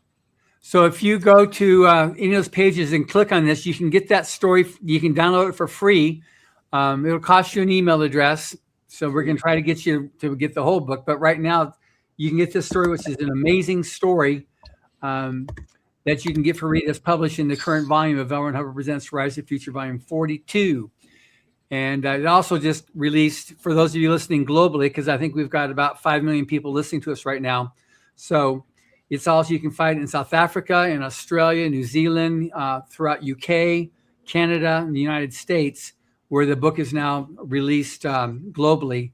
And you can find it online, also, obviously on Amazon, everywhere you go. But the book is out there. And you get this story for free by just clicking that link. Very cool. Jack, the 99-cent ebook. Is it still available? No, the 99-cent ebook is not available. That's off now. But this story here is free. Yeah, so this one's free. No, that was only up for. I told y'all when it was up, take advantage of it. People, you should learn to listen. Yeah. Don't be lazy. Don't be hesitating around. I think you got 5 years to do something. I think the ebook now is like $9, but it's still the cost of like a fancy Starbucks or 2 regular lattes or whatever. I say for our listeners, it should be $12. Since you didn't buy it when it was 99 cents. God. Yeah, well, out of the goodness of our heart, we're just making it that price. So John's nicer than I am. Don't know that. I'm just charging y'all a fee. Michael, that is true. Real quick, this has nothing with the show, but using the flip side, if you're a YouTube follower, you will have to pay to watch it in the member section. So you can still watch it free other places. Just if you're going to watch it on YouTube, you'll have to be a member of it. It has more to do with we do a lot of hardcore news, and sometimes it's easily to offend YouTube. So I'd rather not deal with these strikes and stuff like that. So it's now officially a member show. So there you go. Anyway, enough about all that. Go get the story, read the story, write to me, let me know how you got the story is. By the way, Loretta Marietta won the lightsaber, and where the hell was she from? British Columbia, Canada. So we gave away a lightsaber the other day. Something John was giving away. I forgot what it was now. But anyway, that was the winner. She won $1,000 Cairo lightsaber. It's the red one with the big gloves. I don't think the mic picked it up, but I swear my son across the house just shouted, "Lightsaber? What?" He is obsessed. Well, we give away. So you're a guest, so you can actually still qualify. None of us can, but every Christmas we give away anywhere. I think the least amount we've given away is 22. The most is 4 lightsabers every year. It's a company out of England gives them away. and they send them directly from them to you. We never even see them. You But met them at Fanex, Salt Lake. Yeah, Salt Lake 4 years ago. I was actually sword shopping because I got my sword collection in the hallway next to us. So when the apocalypse coming, the dead people are running all over, I got my swords ready to go. But anyway, I ran into this guy and I was going to buy one. And he said something to me, and he said, "What are you doing here?" I told him what I was doing it and who I was. He said, "Oh, well, let me just give you one." He said, "I'll give you this one, and I'll send you this one." And he said, "Let's work out something." I told him to give away a lot of books, if he was interested during the holidays. And he said, "Can we give away some lightsabers?" I was like, "Sure." Like, yeah, I'm sure people kill for them things. But he told me the last couple of years, he's for every lightsaber. Last year he gave away $27,000 lightsabers. He made 65 off of giving. He said most people, as soon as they get one, order one or two more. He said, I don't think they realize how real they sound. You get them, and how real they feel. I was like, oh, okay. But they run anywhere. If it's Star Wars, the cheapest one you're going to probably get is going to be around $300. If it's just an everyday lightsaber, one like this, I think they said these were about 180 or something. And they got ones that don't make noise that are like 100. But whatever you do, if you've got kids, if you buy one, you make sure they put the fighting blade on. Because if not, it comes with a really pretty glass blade. And this poor thing has hit the ground more times than I can even keep counting. So if it was glass, where it would be toast. So no, the girl actually sold to him. She said, "Do you want me to switch blades for you?" I'm like, "What do you mean?" She said, "Yeah, they got a fighting blade because there's competitions." I'm like, "What? There's lightsaber competition?" I knew none of this, man. I was stunned. So cool. So I got education on lightsabers, but it's very nice. They do give them away. The Kylo Ren one is still the most expensive and the second most sought after. I think right now, Master Windu is the one. Purple. Legit. I want a purple one. I'm just saying. They're pretty completely out there. What do you mean? Do they give me something for plugging them? Yeah, they give me a bunch of lightsabers to give away every year. Of course they do. Now, one thing I just like to quickly segue over to Bill, because when we last interviewed, you had this military fiction in the Middle East. Yeah. And the only thing that was science fiction about it, which scared the living bejesus out of me, which is that near future military science fiction is always pretty scary, is the only thing that was science fiction about was the batteries. Yeah. I took the DARPA super suit. By the way, Melissa wrote volume 4 in it. Okay. She killed off the husband of the hero. The boyfriend. I didn't kill the husband. Just they the got boyfriend. married. They got married. And he died. There's no time. I can't believe you did that. Oh, she's vicious. She's vicious. Red hair. Oh man, cruel Anyhow. heart. Very nice. And yeah, right. Everybody says I'm very nice. Yeah, the DARPA had the super suit project, and there's a fabric that firms up when it's hit by something solid that was actually invented by an Air Force cadet in Colorado Springs, and DARPA's worked on that. And the only thing that they needed to make it work was a battery, because it was a great suit. They could defend it. It could carry 800 pounds. It could run 40 miles an hour. But you had to have an extension cord on it because the battery lasted 2.5 minutes that you could carry on it. It was 40 pounds because it used so much power up. So we had a brilliant scientist who is sort of an Elon Musk of batteries, and he lived with the Kurds. So he helped them to buy the old DARPA suits and then create their own with a battery that made it work. And the only other finagle we put on it, not the automatic weapons that'll work, the gun ranging, the automatic sights, they're all techs that we have now, some of which we're using and not talking about now, is the arm-loaded anti-tank missile was a little much, but then I had to do something. That's the only thing. But yeah, you could... We had the railgun too, right? Yeah, the rail guns exist. It's just they aren't small enough to fit on your arm. About 4 foot's the smallest one. And we did that with bigger suits in the later volumes. Casey, that she was talking about earlier, co-authored 2 books with me on it, and then she and Casey did the 4th, with the vicious killing of the husband and other things.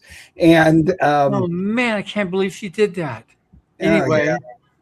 Anyhow, and I was so looking forward to a long and beautiful relationship with another author. Oh well. Okay, I would just like to point out that not only did Casey Morris make me write I love that character. He made me write the death scene. Then he made me write the death scene from the bad guy's POV. I had to kill him twice. and you were really good at it too, which shows something. But it's the Kurds. Your hair. It's the Kurds versus the Iranians, and literally, we're arming the Kurds right now to give trouble to the Iranians. So, little prescient, I guess. Yeah.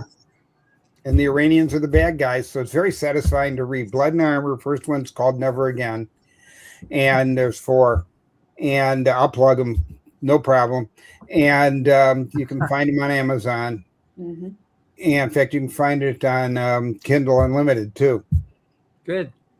No, I really enjoyed the first story. Like I said, just that's the kind of stuff that scares me more than anything, knowing that technology is there, except for the batteries. And at some point, the battery problems are going to be solved. They've got this, they're making a lot of strides on this stuff. And who knows what's going to happen when the AI gets enough to be able to create and come up with different ways of solving things, that it's going to be a fait accompli pretty soon.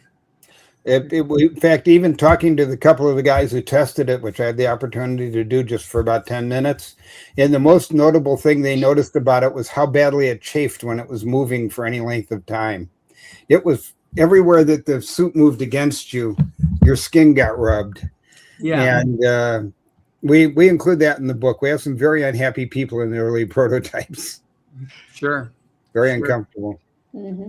Well, that would make them like vicious, irritating your skin. Oh, very cranky Kurds, yes. Yes. So, Joe, if you like, I know you like near future science fiction, that's something that I definitely recommend you Thank you. check out. I'm always looking for something good. Never again. And I keep up on all the weapons, because we can geek out seriously on some weapon shows sometimes. I mean, poor John had to leave one day. We geeked out so bad. He was like, "What are these idiots talking about?" It was just pure let's blow some shit up. That's what it was.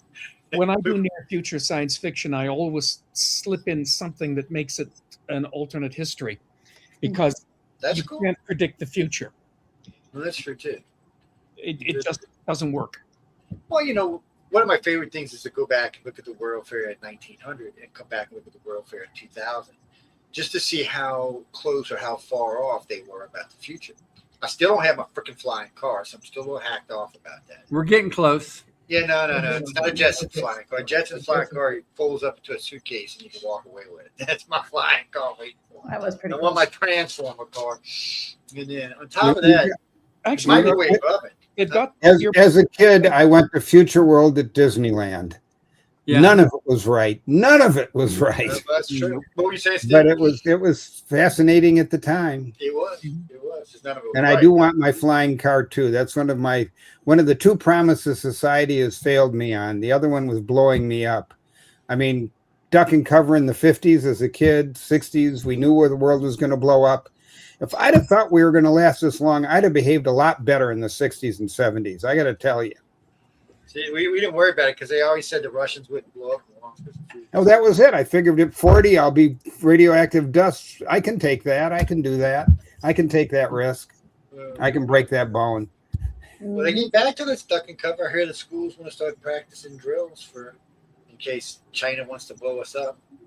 I don't think they What kind of drills you're going to practice? It's like at this point, it becomes so ridiculous. I remember all the times getting on the alarms that go off. This was in Tucson, Arizona, and you'd climb under your desk, and you hold on. Okay, here we are. I'm preparing for, the big bomb going off. Is like, wow. Ooh, I got a friend of mine writing a new book about it. Actually, though, that can work if you're far enough away from ground zero. What they learned at Hiroshima was most of the deaths came from the radioactive blast and the radiation and the heat coming out. So if you duck and cover, it will protect you from that if you're on the edge. My dad was in a trench 1.8 miles from ground zero of a fusion bomb explosion in 1957. And Yeah, he actually had a free watch from a watch store in Ottawa, and he put it up on the edge of the trench and then turned around and covered his face, and he could see his bones clearly through the flash, and the watch did not survive. So that they refused to give him a free one because he couldn't say that it survived a nuclear explosion. I got to see 3 detonations when I was in the Navy. All 3 of them were impressive. But I'll tell you what was more impressive. I watched them drop one in Bikini Atoll over about a dozen ships, and it didn't sink one ship. Big old massive ass bomb, about 5 times the power horse, and didn't even sink one. But it melted them into balls, basically, so that nobody was getting in or out of it. So if you were in there, you was basically inside of an oven now, buddy, and you was cooking. I mean, you could see the water boiling around the ships, but they still were afloat. It was very strange and very creepy to watch. And then we watched them detonate on one of the left side of the island, which just blew the whole top of the island. There was nothing left. Everything was gone, but it just a mud flat. Mm-hmm. You can scuba bikini, and the ships look like they're out of an Escher painting. Yeah, well, they cleaned up a lot of the U.S. government made them take all the topsoil off the islands and replace it all, and took a lot of other stuff out. But still, I don't know. They dropped a few nukes. I have to be a little careful. And we went to a site in somewhere in the desert where they had launched one. So when you stand there, you can't really tell what it did. But when you go stand on the mountain next to it, you realize that what was a valley is now just a massive hump, about a mile tall. It was crazy looking. That's what happened when they detonated the one in the salt dome. It made like a bubble. It bubbled up a half a mile before it stopped. They were scared it was going to pop through the surface. I'm just glad we don't blow them up anymore. The Russians detonated a 70 megaton one, if I remember correctly. It was a big one. I remember that. I remember they were touting it as the planet buster at the time until George Bush detonated that thing that was supposed to be a planet buster. There was something they built they were going to use. They said they built it so if an asteroid was coming here, we could split it in half or deflect it. Okay, maybe, whatever. Actually, from what I understood about this particular missile, if you dropped it over Moscow, it would flatten the entire city for 18 miles in a complete direction. Yeah. So that's a serious bomb, because most of what you hear when you hear nukes, most nukes that would hit New York would flatten about 2 miles and then irradiate about another 10 miles.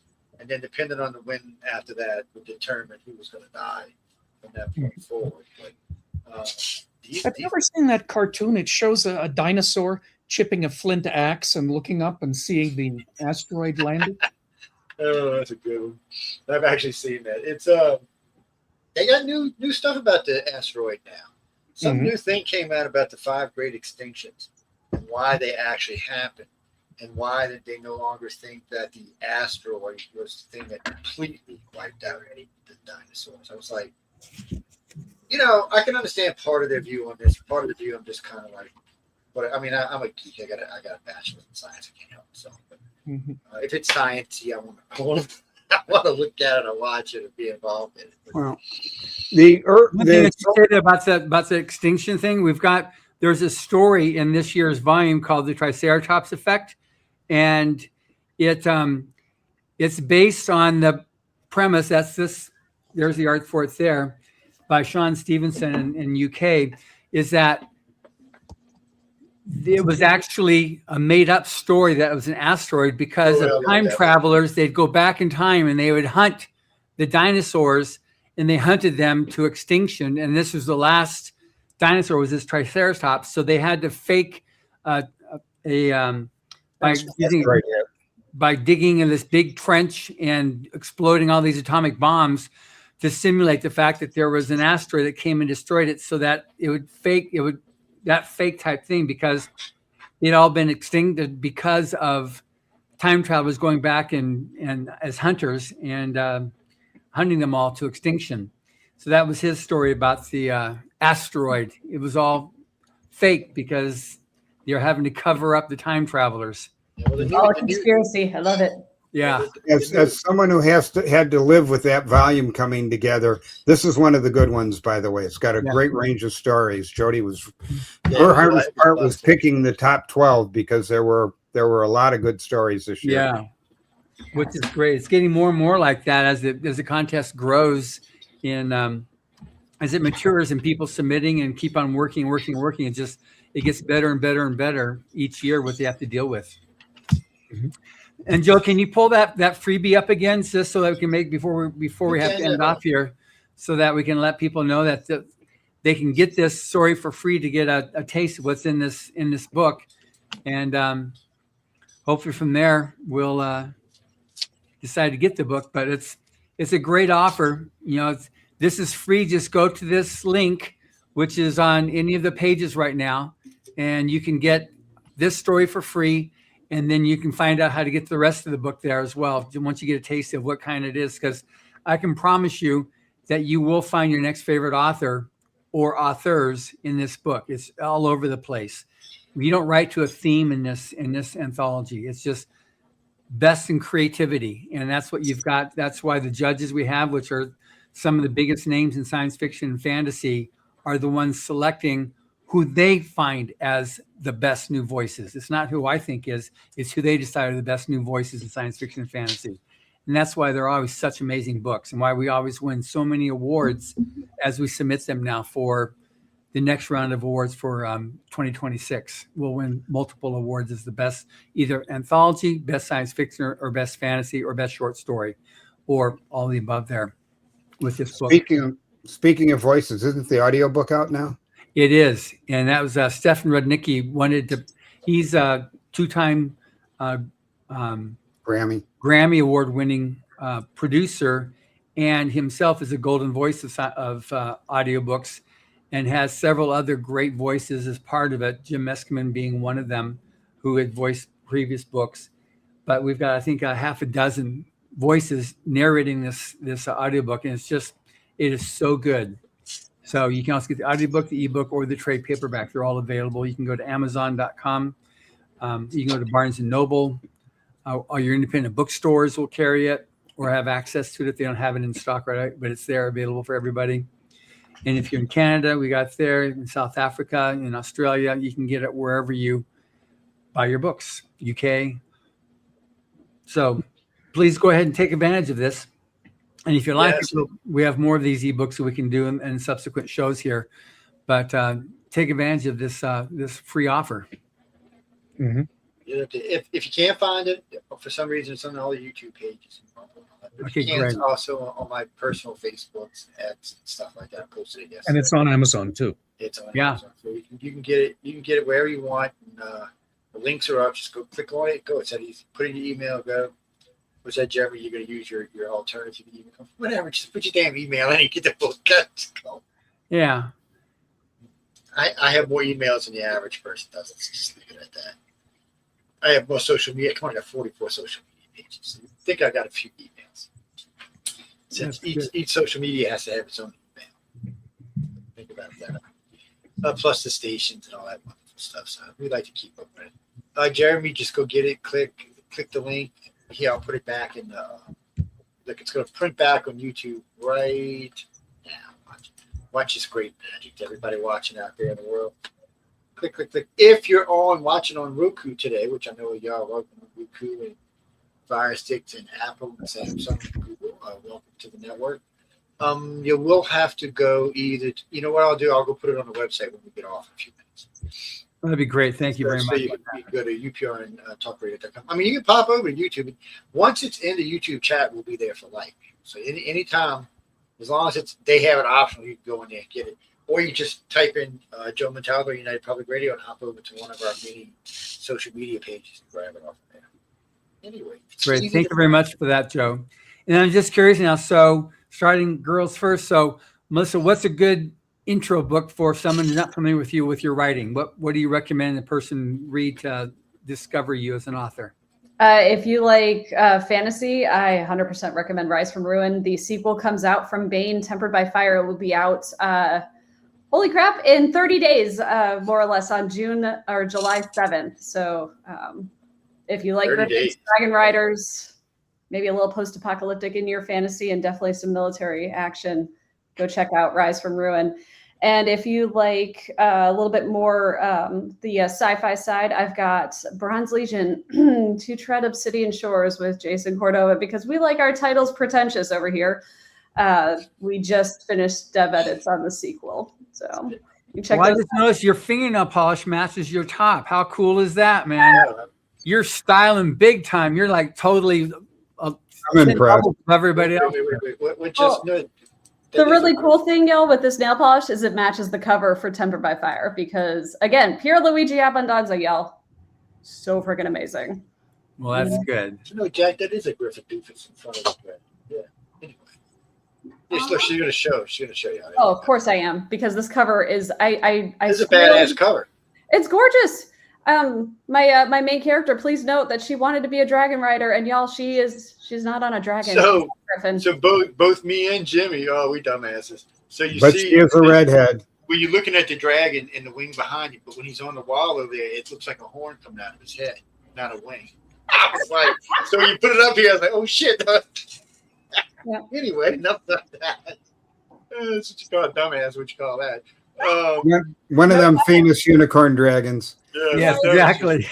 And then, Bill, for you, what do you recommend for someone who's not familiar with your writing? Either Fiction. 100 Mistakes That Changed History, if you want nonfiction and a humorous thing. It's 100 Mistakes That Changed History, or Never Again, the first of the 4 Blood and Armor. The advantage, if you find Never Again out there by me, is that you continue to read them, and the 4th book is by Melissa. Good. That's the one we talked about, right? Yes, that's the Okay, last good podcast. Yes. And then, Steve, what's a good intro for you? Well, I always think the latest series is the best, so you can read To Turn the Tide. I also like our first interview was on that. Was it Black something, or she was a spy, or it was a No, Black Chamber. That was Black a spy series set in an alternate early 20th century, and Island in the Sea of Time, where in Nantucket, where I went with my bride for my honeymoon, is transported back to the Bronze Age.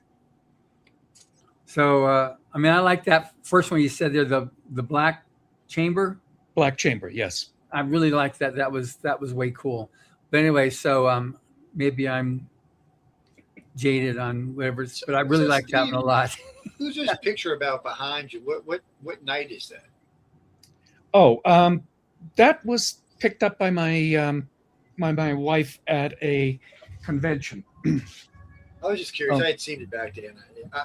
I'm a big fan of big pictures to start off with, but I was just curious to what it was when I zoomed in on it. It's we have 12-foot ceiling, so we don't put little pictures on the wall. We only put pamphlets on the wall. Because it doesn't look right when you have a small picture on a 12-foot wall. It just doesn't work that way. But so anytime we find stuff like that, we put it in. And when I can back any illustrators, I got a lot of friends that are illustrators too, so I like to help them until they get to be rich and famous. And then for anybody that's not familiar or doesn't know about it, you can enter the Writers of the Future contest or Illustrators of the Future contest. Right now, we're in June, and so this is the last month in the 3rd quarter of year 43. So the end of June is the end of this quarter. So you can submit to the Writers of the Future or the Illustrators of the Future. It's free to enter. You go to writersofthefuture.com and you can submit your story or your art. Like I said, you maintain your rights to the story or the art. It's judged blind, so the contest administrator assigns a number to your art or to your story, and that's what goes out to the judges. And you'll hear within about a month after the end of the quarter. Is how long it takes, usually about a month for once the quarter is over, to be able to get the results, which is in most competitions and most editors, that's just unheard of. Nothing turns around that fast. So that's something that's really good too, so that you can get the story and send it out again to other places, or you get feedback and you can make the corrections and resubmit. Pete And you can submit a different one the next quarter. You can't submit one a quarter. Bill, this guy's writing in. His name's Pete Quest. He wants to know what Jody's favorite chocolate is. When he submits his book, he's going to submit some chocolate. It's one of her weaknesses, cats and chocolate. Yeah, you see, there you go, man. There you go. Some cat pitches on some good chocolate. There's multiple other chocolate lovers on the way to Jody, so she'll take the chocolate, but she won't know which story is his, so it won't do any good. That's right. That's how it works. Right? It's you can try, man. What can I tell you? But I don't think it's gonna help you out any. Who was I was telling it? Somebody kept bugging me about getting invited to the gala. I said, just don't make it $1 million donation, and John might let you go. I should have better yet make $1 million donation to Emily. She might talk John into letting you go. That's not going to happen. It's just not the way it's set up. Submit. You can't win. Again, I said this. If John gave me $1 every time I said this, I'd be double retired. If you don't submit, you can't win. It's really what it comes down to. And it's more than just winning the contest, because it's the connections you're going to make. And it's not even just like you're going to make the connections for the week. First off, your fellow winners, you're going to probably make lifelong connections with. But a lot of these judges connect with the winners, and they keep you connected with them, and they help them out through their careers. I've watched this now for 7-8 years now, and it's amazing to me how many of them pay back or pay forward, however you want to say it. I've been referring illustrators to game companies for several years now. They're getting published, especially black and white work. So, Yeah. I mean, Yeah, Yeah, I got a lot of help from established authors when I was just starting out, and I like to pay it forward. and Yeah, it works great. Besides that way, I get some damn good sci-fi. Besides that, look, y'all, I'm still bored from COVID. Okay, I have not recovered. I have watched so much sci-fi during COVID. I just can't find anything hardly new to watch. It's making me crazy, or read for that matter. Because half the stuff somebody sent me, I'm like, okay, we'll put this in my bonfire out my yard and just keep walking. I'll make a personal appeal. Write a good story, send it in so my wife can read it and be in a good mood that evening. That's When she right. finds a good story, it makes her happy. That's right. There we So go. I get some So jobs. send in your good stories, I'll people. do it. I need Actually, them. we went Happy Jody. If you have to live with me, you need extra help. His wife still holds the record for a single interview on this show on this network. I think it's Most well, viewers, yeah. Yeah, Which so is great.